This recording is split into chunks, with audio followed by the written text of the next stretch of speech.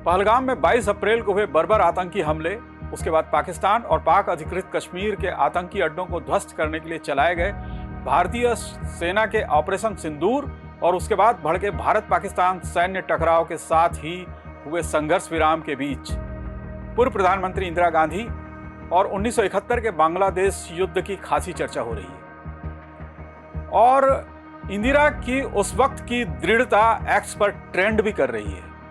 आखिर भारत ने कैसे बांग्लादेश युद्ध जीता, यह इतिहास के पन्नों में दर्ज है। आज वक्त है कि इन पन्नों को उल्टा जाए कि आखिर कैसे भारत ने पाकिस्तान को समर्पण के लिए मजबूर कर दिया था और यह भी कि कैसे इंदिरा ने संसद और पूरे देश को भरोसे में लेकर इसे अंजाम दिया।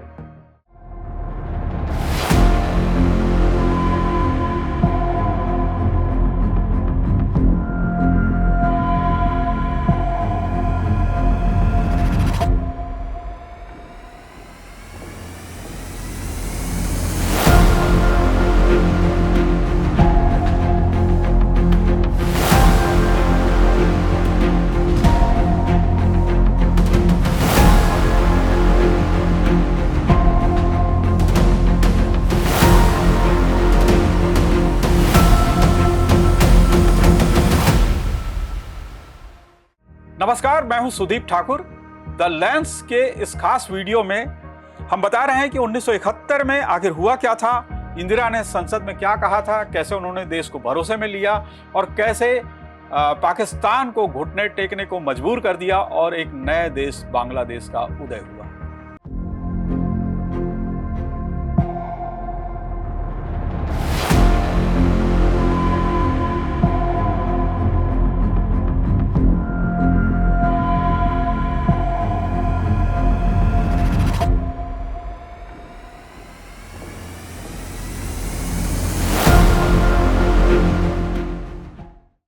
बांग्लादेश युद्ध की कहानी शुरू होती है 1 मार्च 1971 से, जब पाकिस्तान के सैन्य शासक जनरल याह्या खान ने रेडियो प्रसारण के जरिए पाकिस्तान के 3 मार्च 1971 से शुरू होने वाले नेशनल असेंबली के सत्र को रद्द करने का ऐलान किया। उस समय याह्या खान राष्ट्रपति थे। दरअसल 3 महीने पहले दिसंबर 1970 में पाकिस्तान में हुए आम चुनाव में नेशनल असेंबली की 300 सीटों में से शेख मुजीबुर रहमान की पार्टी अवामी लीग ने 167 सीटें जीती थी और जुल्फिकार अली भुट्टो की पार्टी पाकिस्तान पीपुल्स पार्टी केवल 86 सीटें। लेकिन राष्ट्रपति याह्या खान ने जुल्फिकार अली भुट्टो के साथ मिलकर शेख को प्रधानमंत्री बनने नहीं दिया और फिर शुरू हो गया एक नया संघर्ष। 7 मार्च 1971 को शेख मुजीबुर रहमान ने ढाका के रेसकोर्स मैदान में भारी भीड़ के बीच ऐलान किया कि इस बार का संघर्ष हमारे हक का संघर्ष है। यह एक तरह से पश्चिमी पाकिस्तान, मैं आपको बता दूं कि पाकिस्तान जब विभाजन के बाद 2 हिस्सों में था, एक पूर्वी पाकिस्तान और एक पश्चिमी पाकिस्तान। तो पश्चिमी पाकिस्तान की अल्पमत सरकार के खिलाफ विद्रोह का ये खुला ऐलान था, जो कि उसको नियंत्रित कर रही थी पूरे पाकिस्तान। पूर्वी और पश्चिमी पाकिस्तान में टकराव बढ़ता गया। 24 मार्च 1971 को पाकिस्तानी फौज ने बंगाली प्रदर्शनकारियों पर फायरिंग कर दी, इसमें 150 लोग मारे गए। 26 मार्च को पाकिस्तानी आर्मी ने ऑपरेशन सर्चलाइट चलाकर भारी दमन शुरू कर दिया। यह इतिहास के पन्नों में दर्ज है। 26 मार्च 1971 तड़के शेख मुजीबुर रहमान को गिरफ्तार कर लिया गया। दरअसल यह गिरफ्तारी थोड़ी देर पहले शेख मुजीबुर रहमान ने बांग्लादेश की आज़ादी का ऐलान कर दिया था, इसके कारण की गई थी और एक तरह से यह खुली बगावत थी।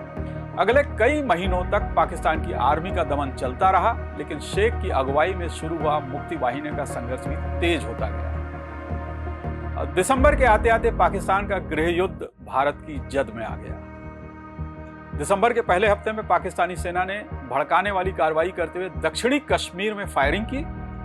जाहिर है कि इससे तनाव बढ़ने लगा, लेकिन अगले 15 दिनों में कहानी पूरी तरह से बदल गई। हालात ऐसे हो गए कि पाकिस्तान की मदद के लिए आए अमेरिका ने भारतीय नौसेना को धमकाने के लिए बंगाल की खाड़ी में अपना जलपोत यूएसएस एंटरप्राइज तैनात कर दिया। तो जवाब में सोवियत रूस ने अपने युद्धक पोत रवाना कर दिए। यानी अब 2 खिलाड़ी इस मैदान में आ गए थे, अमेरिका और सोवियत रूस। इस युद्ध में भारत की भूमिका को समझने के लिए उस दौरान तत्कालीन प्रधानमंत्री इंदिरा गांधी की भूमिका को देखा जा सकता है। पाकिस्तान आक्रमण पर इंदिरा गांधी ने 4 दिसंबर 1971 को लोकसभा में एक वक्तव्य दिया। ध्यान रहे, प्रधानमंत्री होने के साथ ही इंदिरा गृह मंत्री भी थी और सूचना प्रसारण मंत्री की जिम्मेदारी भी निभा रही थी। लोकसभा में इंदिरा ने कहा, आज प्रातः प्राप्त हुए समाचार के अनुसार पश्चिम पाकिस्तान ने हमारे विरुद्ध युद्ध घोषित कर दिया है।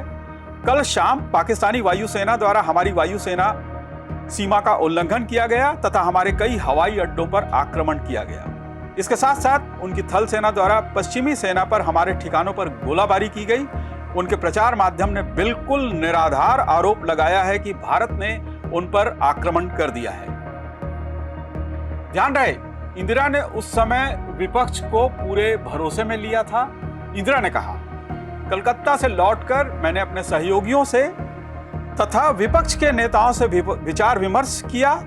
हम सब के विचार समान हैं। हम सब कृत संकल्प हैं कि राष्ट्र की स्वतंत्रता की रक्षा की जाए तथा हमलावर को मार भगाया जाए। मुझे विश्वास है कि आगे आने वाले कठिन समय में हमारी एकता बनी रहेगी।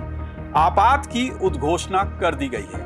आपात की उद्घोषणा यानी आपातकाल। तो 1971 में जब युद्ध की शुरुआत हो गई थी, उस समय देश में आपातकाल लागू कर दिया गया। इंदिरा ने पाकिस्तान को आड़े हाथ लेते हुए कहा, और यह बहुत गौर करने वाली बात है कि बहुत दृढ़ता के साथ इंदिरा ने लोकसभा में यह कहा, इस पर गौर कीजिए, मैं उन्हें कोट कर रहा हूं। हमें दुख है कि पाकिस्तान अपनी मूर्खता से बाज नहीं आया तथा हमें इस बात का दुख है कि इस समय जबकि इस महाद्वीप की सबसे बड़ी जरूरत विकास करना है, उसने भारत और पाकिस्तान की जनता को युद्ध में धकेल दिया है। हम अच्छे पड़ोसियों के रूप में रह सकते थे, लेकिन पश्चिम पाकिस्तान के लोगों को अपने भाग्य के बारे में कुछ कहने का अधिकार कभी नहीं मिला। इस संकट काल में हमारी प्रबल भावना विश्वास और भरोसे की है। इंदिरा ने कहा, पश्चिमी पाकिस्तानी सेना इसलिए क्रोधित हो उठी कि बांग्लादेश के लोगों ने उन मूल्यों का जिन्हें सेना समझने में असमर्थ है और जिन्हें उसने पाकिस्तान के प्रत्येक प्रदेश में कुचला है, समर्थन किया और उनके लिए संघर्ष किया। जैसे ही मुक्ति वाहिनी का प्रभाव बढ़ता गया, वैसे ही पश्चिमी पाकिस्तानी सेना निराश होती गई। पश्चिम पाकिस्तान ने अपने बांग्लादेश पर किए आक्रमण का विस्तार भारत पर पूर्ण युद्ध के रूप में कर दिया है। मतलब एक तरह से यह युद्ध का ऐलान था जो पाकिस्तान ने भारत पर थोपा था, जिसकी घोषणा इंदिरा गांधी ने लोकसभा में की। गौर करने वाली बात यह है कि इंदिरा ने बहुत संयम और दृढ़ता के साथ अपनी बात रखी। उनका यह भाषण देश को एकजुटता के साथ इस संकट से लड़ने के लिए तैयार कर रहा था। इंदिरा गांधी ने लोकसभा में यह वक्तव्य 4 दिसंबर 1971 को दिया था और अगले 12 दिनों में पूरी कहानी बदल गई। जनरल जगजीत सिंह अरोड़ा की अगुवाई वाली भारतीय सेना की मित्र वाहिनी ने पाकिस्तान के 93,000 फौजियों को समर्पण करने के लिए मजबूर कर दिया। इसमें जनरल सैम मानेकशॉ ने भी अहम भूमिका निभाई थी। वह मोर्चे पर तैनात सेना को लगातार प्रेरित कर रहे थे। इंदिरा ने 16 दिसंबर 1971 को शाम 5:30 बजे संघर्ष विराम की जानकारी दी। वो लोकसभा में आई और फिर उन्होंने कहा, लेकिन आगे बढ़ने से पहले यह जान लें कि इंदिरा का हर कदम, हर जानकारी देश की सर्वोच्च पंचायत में दी जा रही थी और इसके जरिए वो सारे देश को भरोसे में ले रही थी। इंदिरा ने कहा, मुझे एक घोषणा करनी है। पश्चिमी पाकिस्तान की सेनाओं ने बांग्लादेश में बिना शर्त आत्मसमर्पण कर दिया है। आत्मसमर्पण के दस्तावेज पर ढाका में भारतीय समय के अनुसार 4:31 पर हस्ताक्षर किए गए हैं। Lieutenant general A.K. नियाजी ने पाकिस्तान की पूर्वी कमान की ओर से हस्ताक्षर किए। इस आत्मसमर्पण को पूर्वी मोर्चे पर लड़ रही भारतीय और बांग्लादेश की सेनाओं की ओर से लेफ्टिनेंट जनरल जगजीत सिंह अरोड़ा, जो कि उस समय बांग्लादेश और भारतीय सेना के जनरल की भूमिका निभा रहे थे, उन्होंने स्वीकार किया। ढाका, अब गौर कीजिए इस लाइन पर, जो इंदिरा ने भारत की संसद से ऐलान किया कि ढाका अब स्वतंत्र बांग्लादेश की स्वतंत्र राजधानी है। ये जो ऐलान था वो सारी दुनिया के लिए था, यह ऐलान सारी आवाम के लिए था कि भारत किस दृढ़ता के साथ खड़ा है, उसकी नेता किस दृढ़ता के साथ सारे देश को, सारी दुनिया को, सारे आवाम को संबोधित कर रही थी। इंदिरा ने कहा, यह सभा और संपूर्ण राष्ट्र इस ऐतिहासिक घटना पर खुशी मनाता है। हम बांग्लादेश के लोगों की उनकी इस विजय की घड़ी में जय जयकार करते हैं। यहाँ यह बताना जरूरी है कि एक लोकतंत्र की नेता के रूप में इंदिरा ने पाकिस्तान के युद्ध बंदियों के साथ कैसा सलूक किया। इंदिरा ने कहा, हमारी सशस्त्र सेनाओं को यह कड़े आदेश दिए गए हैं कि वे युद्ध बंदियों के साथ जेनेवा समझौते के अनुसार व्यवहार करें और बांग्लादेश की जनता के सभी वर्गों के साथ मानवीय ढंग से पेश आएं। यह एक तरह से सारी दुनिया को संदेश भी था। लोकसभा की 16 दिसंबर 1971 की इस कार्यवाही में यह भी दर्ज है कि प्रधानमंत्री इंदिरा गांधी के इस वक्तव्य के बाद सदन में इंदिरा गांधी जिंदाबाद के नारे गूंजे।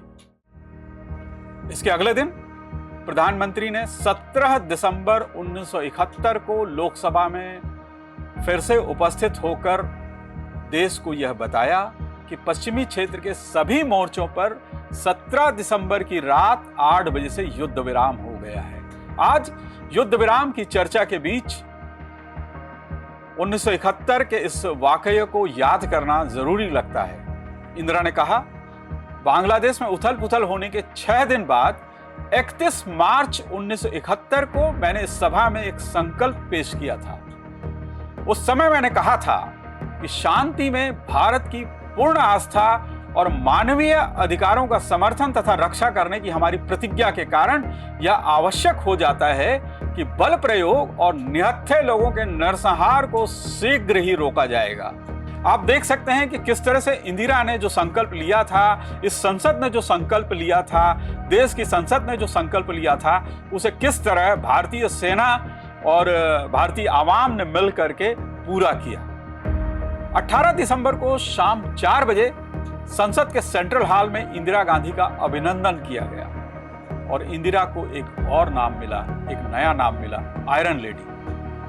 आज भारत पाकिस्तान के बीच संघर्ष विराम का ऐलान हो चुका है, लेकिन तनाव कम नहीं हुआ है। ऐसे में क्या आपको नहीं लगता कि 1971 के घटनाक्रम से हम कोई सबक सीख सकते हैं या उसे याद किया जाना चाहिए? अपनी राय कमेंट बॉक्स में जरूर दें।